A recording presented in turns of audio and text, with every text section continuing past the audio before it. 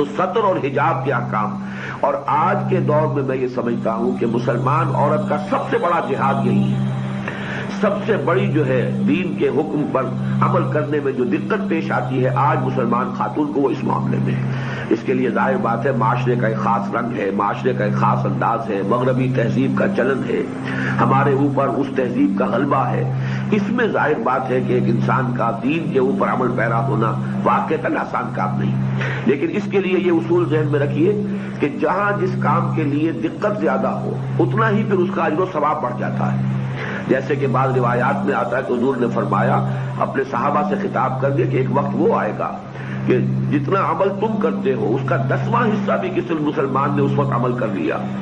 تو وہ اس کی نجات کے لیے کافی ہو جائے گا، اس لیے کہ حالات جو ہیں وہ نہایت نامساعد اور ناموافق ہوں گے۔ اس اعتبار سے جتنی بھی اس زمن میں انسان مخالفت برداشت کرے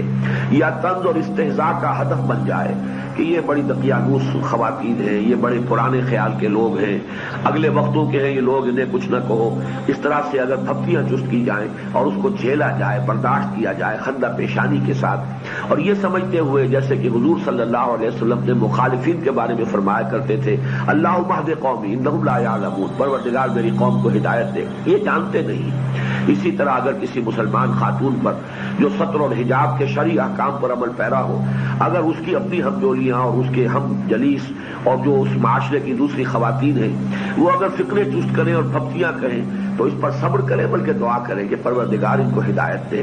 ان کو معاف فرما دے، انہیں معلوم نہیں ہے، ان پر ابھی حقیقت منکشف نہیں ہوئی ہے کہ تیرا حکم کیا ہے، یا انہیں ابھی اتنا ایمان اور یقین نصیب نہیں ہوا ہے کہ تیرے احکام پر عمل کر سکے، لہذا بجائے اس کے کہ اس سے انسان کے اندر ملال اور انتقامی جذبات پیدا ہو، ان کے لیے دعائے خیر انسان کرے۔